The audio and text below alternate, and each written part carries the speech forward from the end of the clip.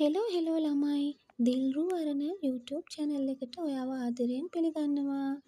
ලැවිනිය කතාවේ 41 වෙනි කොටස අරගෙන අදත් මම ආවා. පදගෙත්තම සිතාරා සත්සරණේ හඬමුසෝ නිසංසලා වර්ණකුල සූරිය. එහෙනම් අපි අද කතාව පැත්තට යමු. අක්කා ඔයාට අමාරුද? උදෑසන සිට සිව්වෙනි වතාවටත් ඇය නාන කාමරයට දුව ගොස් වමනිය දමා පැමිණියේ දැන්ය. ඒ මූණ පවා විඩාබරය. වතට දැනුණු වෙහෙසකාරී බව නිසාමද කොහෙදෝ ඇය හිස බර කරගත්තේ සෝෆා එකේ පිටුපසටය. ඉතින් දුක සිතුනේ ලැවීනීටය. තාරා ලැවීනීගේ පැනයට මුවින් ප්‍රතිචාරයක් නොදැක්වුවද ඔළුව සොලවා නම් ඔව් යැයි ඉඟි කළාය. උදෑසන සිට ඇය ආහාර ගත්තේද නැතිය. ඔයාට කන්න මොනවා හරි ගෙනත් දෙන්නද? ඒ නිසාම ලැවීනී එලෙස අසද්දී එපා යැයි ඉඟි කළ දාරා තප්පර කිහිපයක් කල්පනා කිරීමෙන් අනතුරුව ඔළුව එසෙව්වාය. චූටි මට ඇඹුලට හපන්න මොනවා හරි ගෙනත් දෙන්න පුළුවන්ද ඔයාට? කටට කෙල උනද්දි හරි අප්පිරියයි අනේ. දාරා බලාපොරොත්තු ගොඩක් සිය දෑස්වල පුරවාගෙන එලෙස අසද්දී එය ප්‍රතික්ෂේප කිරීමට ලැවීනීගේ සිතට නොහැකිය. ඒ නිසාම ඇඹුල් පළතුරක්වත් සොයාගන්න අරමුණ ඇතිව දරුවන් දෙදෙනා බිමින් තබා සෙල්ලම් බඩුවලින් ඔවුන්ව වටකර ඇය පැමිණියේ පහළටය. පළතුරු ගසක් සොයමින් ඉදිරි ද්වාරයෙන් එළියට බැසි ඇයගේ නෙතු ගැටුනේ මිදුළු කෙළවරක තිබූ නිල්ලි ගසකි. ඉතින් ඒ දසුනින් ඇය බොහෝ සතුටට පත් වූවාය. නමුදු නෙල්ලි ගස මුලට පැමිණ ඉහළ බැලූ විට ගෙඩි පිහිටා තිබුණේ ඇයට අතදිගු කළ හැකි මානයක නම් නොවිය. එයට ඉහළිනි. ඉතින් දිගු ලීයක් සොයාගන්නා අරමුණ ඇතිව ඇය වටපිට බැලුවද එවැනි යමක් නෙත ගැටුණේ නම් නැතිය. ඒ නිසාම ඇය ගෙට එහා පසින් පිය මැන්නේ වටපිට විපරම් කරමිනි. දිගු ලීයක් නෙත නොගැටුණද නිවසින් මද දුරක් ඈතට වන්නට පිහිටි කුඩා නිවසක් ඇයගේ නෙතු ගැටුණි. බැලූ බැල්මටම එය උද්‍යානය නඩත්තු කිරීමට අවශ්‍ය උපකරණ තැබීමට සෑදූ කාමරයක් වැනිය. ඉතින් නෙල්ලි ගස ගෙඩි කීපයක් කඩා ගැනීමට දිගු ලීයක් වැනි යමක් එහි තිබීමට හැකිය. ඒ බලාපොරොත්තුවත් සමග ඇය හෙමිහිට ඒ දෙසට ඇවිද ආවාය. එහි දොර අසලට පැමිණි ඇය එය විවර කිරීමට ඒ දොරට අත තැබුවා පමණි. එහි ඇතුළතින් ඇසුනේ දුර්වල ගැහැණු හඬකි. ඒ සමගින්ම ඇයගේ සිතට දැනුණු කුතුහලය නිසාවෙන්ම දොර විවර කිරීමට තැබූ අත පසෙකට ගෙන ඇය දොර මතින් තැබුවේ තම සවන් පතක්ය. ඒ නිසාම ඒ දුර්වල ගැහැණු හඬින් පැවසූ සෑම දෙයක්ම හරි අපූරුවට ඇයගේ සවනත මත වැටුණි. මං සුදත් මහත්තයාගේ ගෙදර වැඩට ආවෙම ඇලෙක්ස් මහත්තයාගේ කීමට. මම වැඩ කළේ ඒ ඇලෙක්ස් මහත්තයාගේ ගෙදර. එයාගේ පුතාව බලාගත්තේ මම තමයි. ඔය සුදත් මහත්තයා ඒ දවස්වල වැඩ කළේ නුවර AG ඔෆිස් එකේ. ඒ දවස්වල ඇලෙක්ස් මහත්තයා ඔය කොහෙදෝ මන්දා කැලේක ගස් වගයක් කපන්න පර්මිට් දාගන්න ඔය සුදත් මහත්තයාව හම්බ වෙලා තියෙනවා. ඒක රක්ෂිතයක්ලු. ඒ හින්දා සුදත් මහත්තයාට ලක්ෂ ගාණක් දෙන්නම් ඒ කපන ගස් අරන් යන්න පර්මිට් එක හොරට පාස් කරලා දෙන්නයි කියලා. ඒකට සුදත් මහත්තයා කැමති වෙලා නෑ. ඒ මදිවට ඒක ප්‍රසිද්ධියම එලි කරලා. ඇලෙක්ස් මහත්තයාට නඩුවකුත් වැටුණා ඒකට. ඒ විතරක්ම නෙවෙයි. ඒ නඩුව බොහොම බරපතල විදියට ගිය හින්දා ඒ ගැන කල්පනා කරලම ඇලෙක්ස් මහත්තයාට හાર્ට් ඇටැක් එකක් පවා ආවා.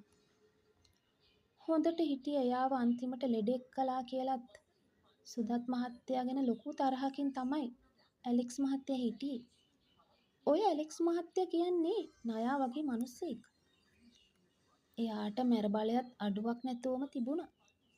කොහොම හරි ලොකු ගාණක් වියදම් කරලා ඒ නඩුවෙන් නම් ඇලෙක්ස් මහත්තයා නිදහස් වුණා. ඒත් එයා සුදත් මහත්තයා එක්ක වෛර බැන්දා.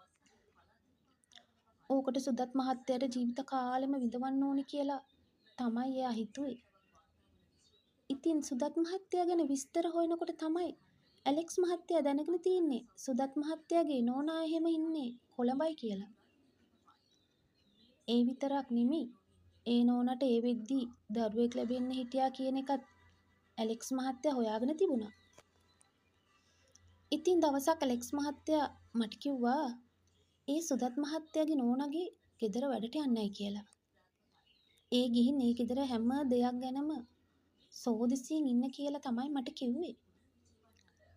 සතියකට වතාවක් මම ඒ හොයාගත්ත තොරතුරු හැම දෙයක්ම කියන්න මිනිස්සෙකුත් මට අඳුන්වල දුන්නා.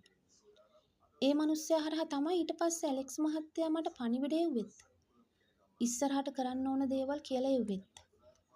කොහොම හරි ඒ නෝනට බබා හම්බ වෙන්න දවස් ගානකට කලින් අර මිනිස්සයා අතේ මට පණිවිඩයක් එවලා තිබුණා. මගේ මිනිස්සයා නැති වෙලා කියන කාරණාව කියලා එහෙන් එන්න කියලා. කොහොම හරි ওই පණිවිඩය මට හම්බ වෙච්ච දවසේ රෑ තමයි නෝනට අමාරු වුණේ. සුදත් මහත්තයත් එක්ක මමත් එදා ඉස්පිරිතාලේ ගියා. ඒ පණිවිඩයත් මම අර මිනිස්සයාට කිව්වා. ඒ මිනිස්සයා ඒ වෙලේ තමයි කිව්වේ ඒ ළමයාව ඉස්පිරිතාලේ ඇතුලේ ඉන්න කෙනෙක් ලව්වා අරගන්නවයි කියලා. මට බාර වුණේ ඒ ළමයාව ඉස්පිරිතාලේ ඒ මිනිස්සයාගෙන් අරගෙන මේ මිනිස්සයාට ගෙනත් දෙන වැඩේ. මං ඒක කළා. කොහොම හරි එදාම ඇලෙක්ස් මහත්තයා නැති වෙලා තිබුණා. heart attack එකකින්. ඊටත් පස්සේ තමයි මම දැනගත්තේ සුදත් මහත්තයාගේ නෝනට ළමයි දෙන්නෙක්ම හම්බ වෙලා හිටියයි කියන එකත්. අපි අරගෙන තිබුණේ එක ළමයෙක්නේ. අනිත් ළමයා එයාලා ගාව හිටියා. තවත් දවස් දෙකකින් විතර අර මිනිස්සයා අර ළමයාව කොළඹට ගෙනත් ආයෙම මට බාර ගන්නයි කියලා වද කළා. අනේ ඉතින් මට ඒ ළමයාගෙන් වැඩක් නෑනේ මහත්තයෝ. මම කලේ ඇලෙක්ස් මහත්තයා මට කරන්නයි කියලා කිව්ව වැඩේ විතරයිනේ. ඒ මදිවට සුදත් මහත්තයා ඒ නෝනටත් නොකියා පොලිසිය ලව්වා නැති වෙච්ච ළමයාව හෙව්වා. ඉතින් මට බය හිතුණා මහත්තයෝ. මම ඇලෙක්ස් මහත්තයා කිව්ව විදිහටම මගේ මිනිස්සයා මැරුණයි කියලා ඒ ගෙදරින් එළියට ආවා. ඊට පස්සේ ළමයාවත් අරගෙන කුරුණෑගල ඇවිත් මහරෑ කුරුණෑගල ළමා නිවාසෙක ගේට්ටුවක් ගාවින් තියලා මං එහෙම්මම නුවර ආවා. ඇලෙක්ස් මහත්තයාගේ ගෙදර.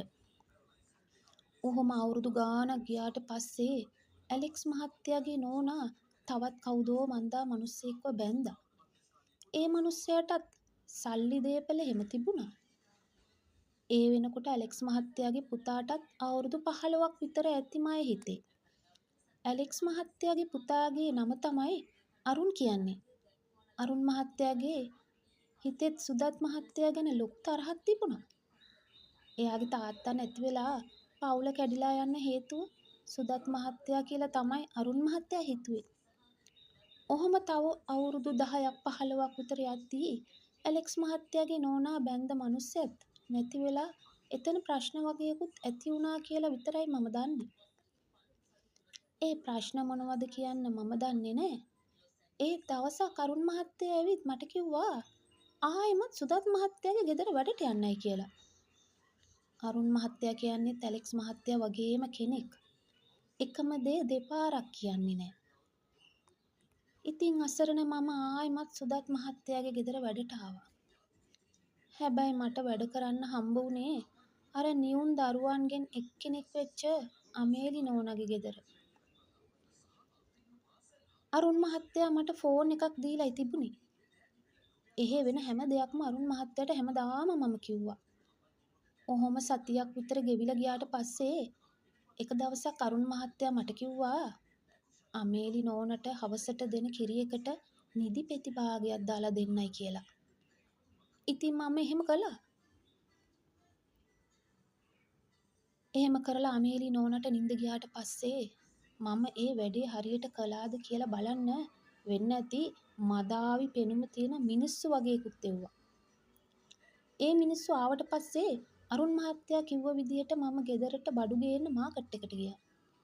එක දවසක් නෙමෙයි ඔය විදියට දවස් 5-6ක්ම වුණා සැරින් සැරේට. තවත් මාස 2ක් විතර යනකොට තමයි අමේලි නෝනා ගැබ්බරුනේ. ඊටත් මාස 3කට විතර පස්සේ අරුන් මහත්තයා කිව්වා වගේ මම ලොකු කෙලීට ළමයා හම්බුනායි කියලා එහෙන් එන්න ආවා. එහෙම මාස ගාණක් ගෙවිලා යනකොට තමයි අරුන් මහත්තයා මට කිව්වේ අමේලි නෝනා ළමයා හම්බ වෙන්න ගිහින් මැරුණයි කියලා. අනේ එච්චරමයි මන් දන්නේ මහත්තයෝ. ඇතුළතින් ඇහුණු ඒ දීර්ඝ විස්තරය හමුවේ ලැවීනිගේ වත පවා ගල් වී තිබුණි.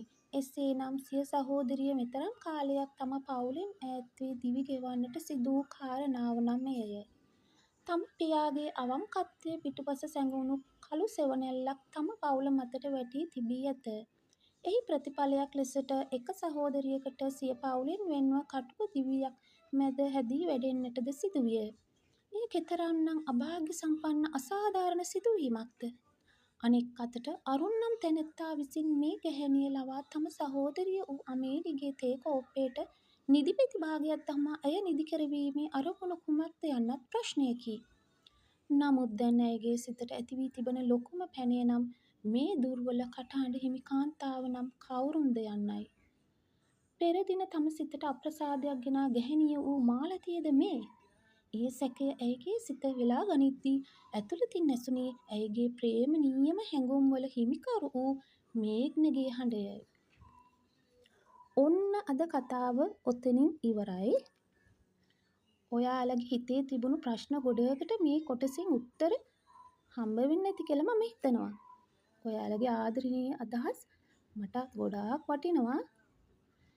එහෙනම් අදට ගිහින් එන්නම්. හැමෝටම ආදරෙයි. සතුටින් ඉන්න. සුබ දවසක්.